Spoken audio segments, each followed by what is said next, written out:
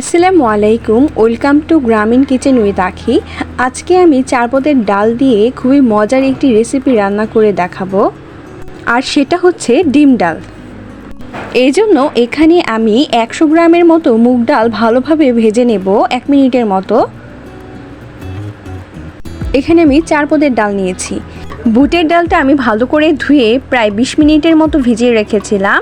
আর anchor ডাল নিয়েছি আমি এখানে 100 গ্রামের মতো, এটাও আমি ভালো করে ধুয়ে 20 মিনিটের মতো ভিজিয়ে রেখেছিলাম।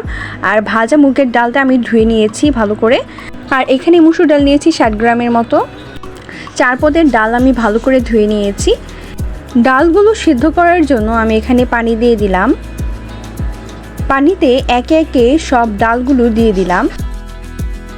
আর আপনারা এখানে ডাল কম বেশি করে নিতে পারেন।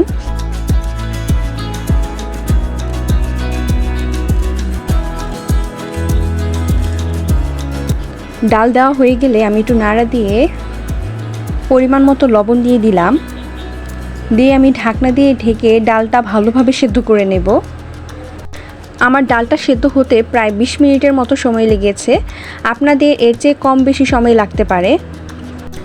এখন আমি 1 চামচ রসুন বাটা দিয়ে দিলাম, 1 চামচ আদা বাটা দিয়ে দিলাম, 1 চামচ মরিচের গুঁড়া দিয়ে দিলাম, হাফ চামচ ধনিয়া গুঁড়া দিয়ে দিলাম, হাফ চামচ হলুদের গুঁড়া দিয়ে দিলাম। ডালটা ভালোভাবে নেড়েচেড়ে মশলাগুলো মিশিয়ে নেব। ডালটা সিদ্ধ হয়ে গলে গিয়েছে প্রায়।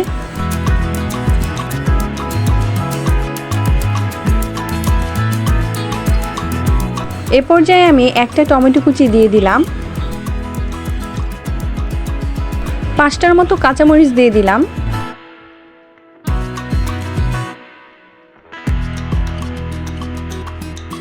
কিছু পেঁয়াজ কুচি দিয়ে দিলাম। দিয়ে নেড়েচেড়ে এটা আমি একপাশে রেখে এখন ফোড়নের জন্য চুলায় একটি প্যান বসিয়ে এটাতে তেল দিয়ে দিলাম। 2টা শুকনো মরিচ দিয়ে দিলাম, 2টা এলাচ দিয়ে দিলাম, 2টা তেজপাতা দিয়ে দিলাম, দারচিনি দিয়ে দিলাম 2টা, পেঁয়াজ রসুন কুচি দিয়ে দিলাম। দিয়ে আমি এই ফোড়নটা ভালোভাবে ভেজে নেব।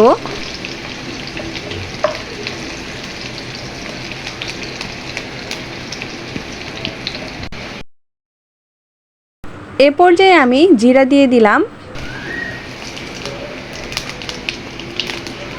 পেঁয়াজ রসুনটা আমি ব্রাউন কালার করে ভেজে নিয়েছি।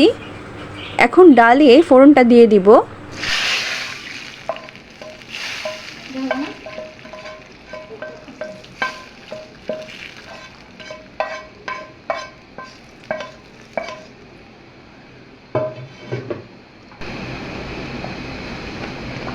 ভালোভাবে নেড়ে চেড়ে দেব।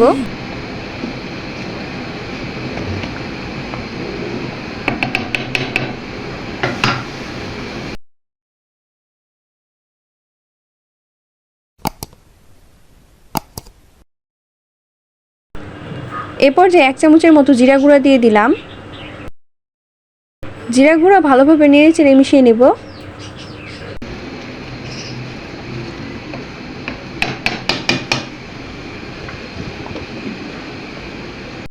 ডালটা যেহেতু ডিম দিয়ে রান্না করব, এজন্য আমি 4টা ডিম সিদ্ধ করে নিয়েছি। চুলায় প্যান বসিয়ে দিয়েছি, তাতে তেল দিয়ে দিয়েছি। এখন ডিমগুলো দিয়ে দিব। হাফ চামচ হলুদের গুঁড়া দিয়ে ডিমগুলো আমি ভালো করে ভেজে নেব।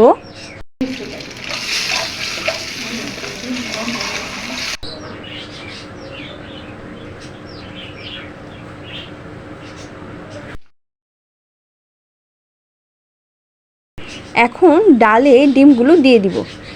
আর আজকের এই রেসিপিটা যদি ভালো লেগে থাকে তাহলে আমার চ্যানেলটা অবশ্যই সাবস্ক্রাইব করবেন। এই ডালের রেসিপি ভাতের সাথে খাওয়া যায়, রুটির সাথে খেতে অসাধারণ স্বাদ লাগে।